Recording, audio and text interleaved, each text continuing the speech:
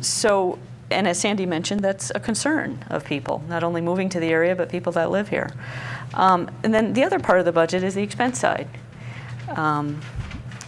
And you can't have one without the other. You can't increase the expenses without coming up with a way to either increase revenue or go back to the taxpayers and levy more taxes. So as I see it, because our tax base or our tax revenue is so much based on the property taxes of the homeowners, really the place we have to focus on is expenses. Again, it's not to say, you know, cutting programs, cutting departments. It's efficiencies. It's you know, eliminating duplications of efforts. Some people have talked about very selective regionalization if it's appropriate, and Guilford, you know, is in control and not, you know, losing any of the benefits to the residents they have now. So those are really what I see as the key issues. And one of the larger issues down the road is more of a long-term plan. Right now, I see the town is kind of running day by day. Yeah, we have a budget for the year, but we really don't have a long-term plan on the financial side of things. We have long-term plans for conservation and development and a lot of the other departments, and that's needed and very necessary, and I appreciate that. But on the town side, we don't have long-term planning for facilities. We don't have long-term planning for capital asset purchases, and those numbers obviously affect the budget and the tax revenue and the taxes that are levied on the residents. So those things are key to making the budget and the tax process work. One other thing I think is important, again, a topic we've all chatted about, I guess in private at candidate meetings, is there is a concern. You know, revenue, our other sources of revenue besides taxes amount to less than $10 million of our $75 million operating budget. And so it is just all about the taxes. And there seems to be a consensus amongst all of our candidates that we can start to reduce the amount of tax increases by bringing efficiencies in really every corner and every area of this town. One of the things you folks have been advocating for is, you know, running the town green. You know, now that's a very altruistic, you know, terrific motivator unto itself to be green, but there's substantial savings to be had. We believe that we're probably spending, you know, we could be spending perhaps as much as $200,000 between paper and copier time and toner time. Dave, during our deliberations, you've cited a number of things, and one of the issues that we believe we will be wrangling again this year with is salaries. Salaries make up 80% of our budget. Our town employees were very generous this year. Many of the department heads, or departments I should say, employees, took no salary increase this year. Our teachers union, which I think was the only union in the state, agreed to take a substantially reduced increase. But what are your thoughts on going forward? Are we visiting? I think we are, but I'd like to know what your thoughts are. Is this a place we're going to need to revisit again? I think whatever we do is not going to be painless.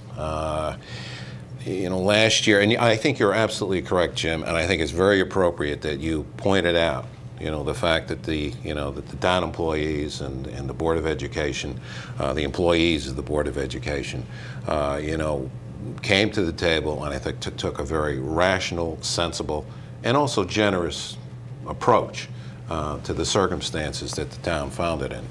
I was just, while you were talking, I was just doing just a little back of the envelope calculation here, and I'm just, you know, these figures are not, you know, precise, of course, but I'm looking here, if we have a budget of $75 million, approximately $55 million of that budget is, you know, are for salaries and benefits.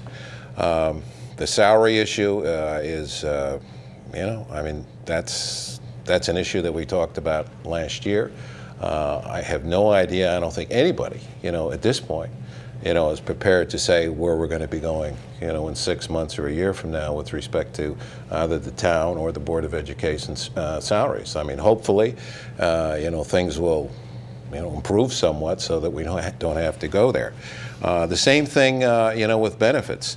Benefits of those $55 million in salaries, you're probably talking in the neighborhood of, probably $12 to $15 million in benefits.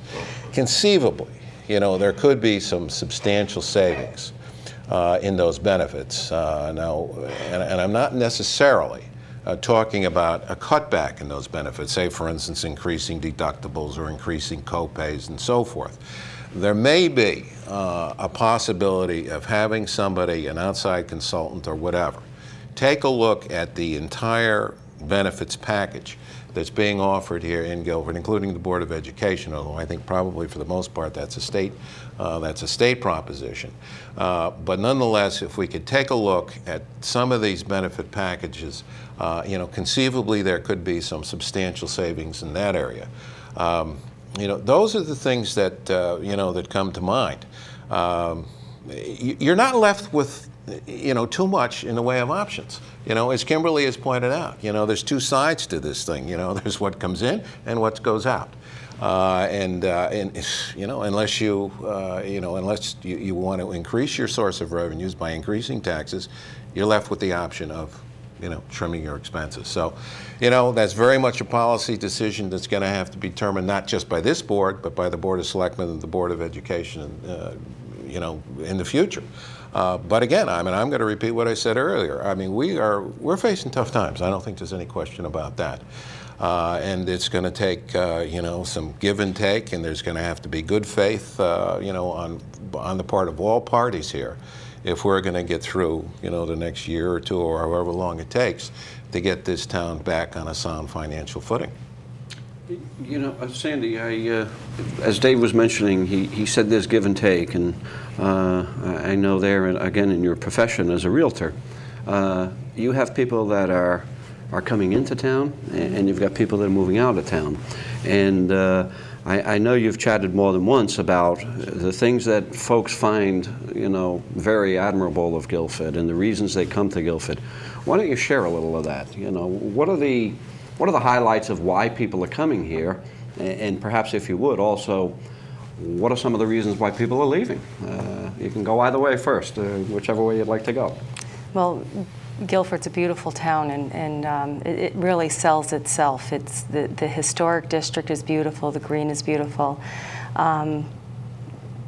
Schools are very important to young families moving in, and I think that's what brings them here. But I think when they get here, and as I take them around, they realize the very strong, embracing community that we have and that's what really holds people here, and people that are relocating out for jobs, it's hard for them to leave the community. But I do hear a lot from other people, which is very sad, is that they can no longer afford to live here, and they're moving out to retire in less expensive areas and downsizing and so forth. So I mean, as a realtor, my job has been easy, selling Guilford, selling the town. It is a wonderful place. It's a wonderful place to live. By everybody's admission, I think. I think that's why we're all here. Do you hear from folks that are, and I heard it the other night, that there was a comprehensive plan, they're putting together the next comprehensive plan for development. And I heard some of the comments from the folks about, they're very concerned with the housing stock and the lack of housing stock for a young family, a first-time buyer, smaller homes. We all live through the wonderful cycle of escalating real estate values, phenomenally escalating, and at that point, a lot of the McMansions were going up around town. Do you see that as an issue? Do you have young folks that are coming to town and saying, I just simply can't afford to live here, there's nothing in my means, or is that an issue? I do. That is an issue, and I also hear from established families that children have gone off to college and can't come back here. and that's been a concern for them.